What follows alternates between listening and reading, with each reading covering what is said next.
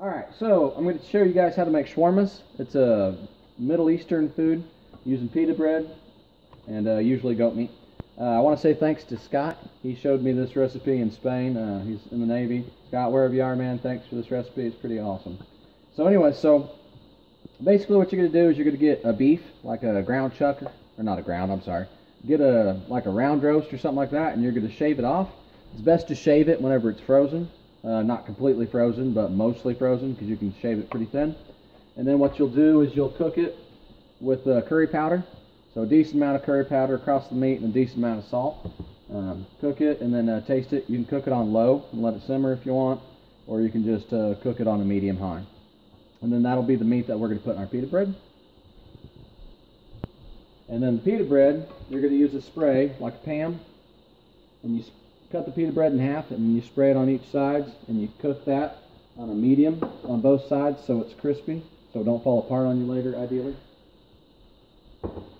Alright, and then the sauce is the most important thing. So the sauce is lots of garlic.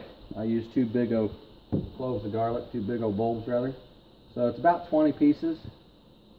And you're going to peel that, cut off any blemishes and the stem or anything like that that's on there.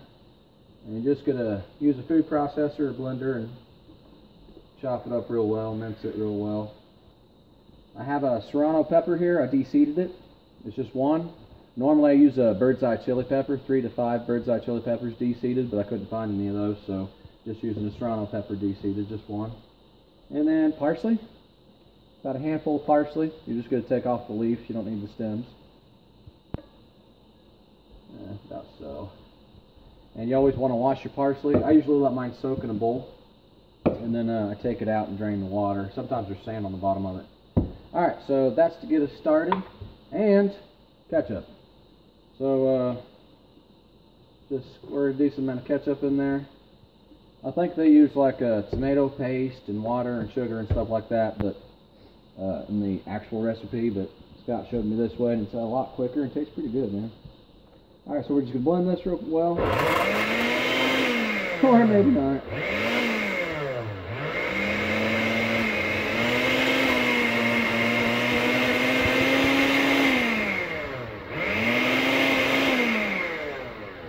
Well, that doesn't want to work. Hey, blend, stupid. Maybe more ketchup. We need the liquid in there.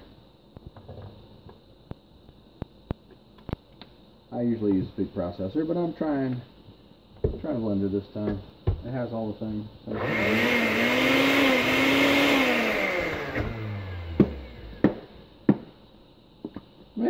Let's get creative here.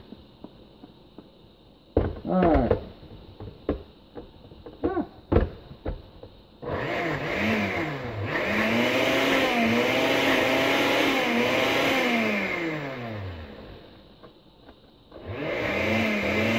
Exhale.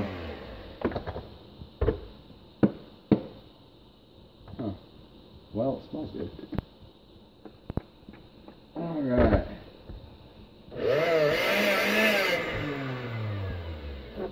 Woo! Gotta stop that because I'm a man.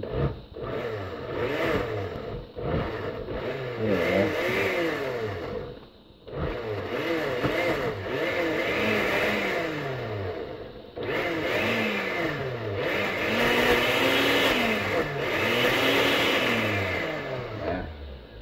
Clumpy.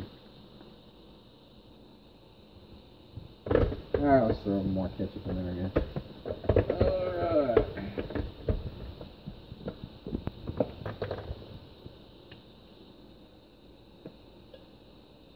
I don't really measure the ketchup, I just have enough to make it blend well usually.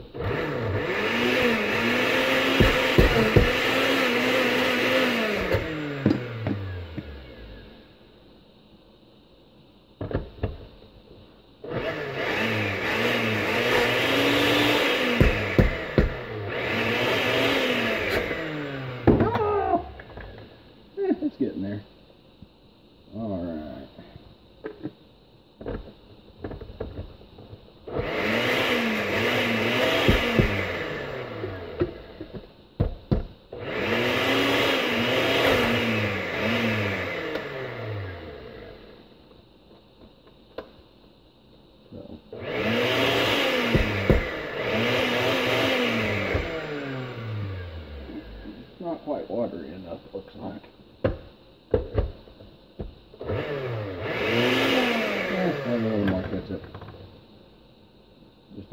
too much ketchup.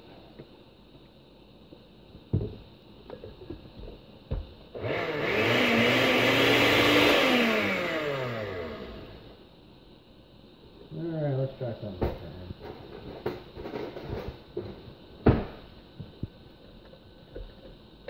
Oh! Alright.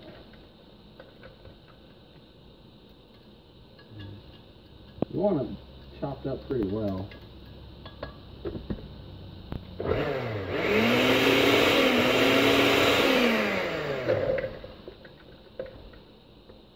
It's not working, man.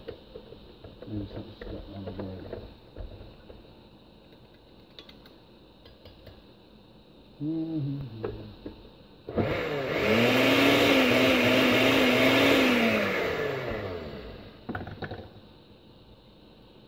Yeah, mark this up, I guess.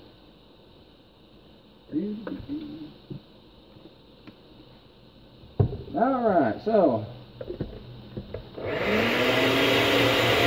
How is that not working?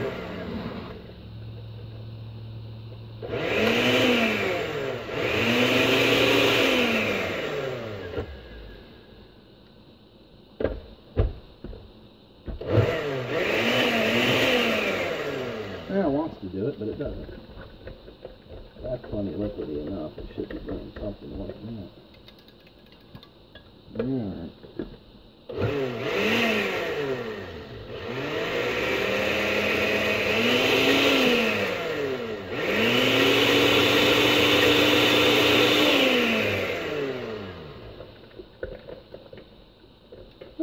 It's getting there. It must be chopping it up. It don't look like it's doing anything, but it must be. Alright.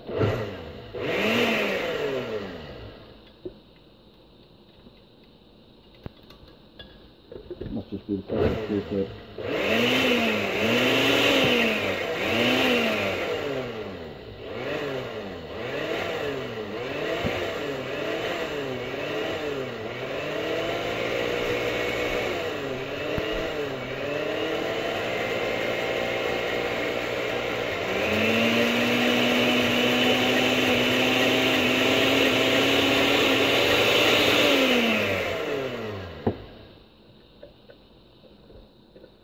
So anyways, you blend it up real well, you mix it with your mayonnaise, and that's your sauce. So yogurt is usually used a lot of times for stuff, but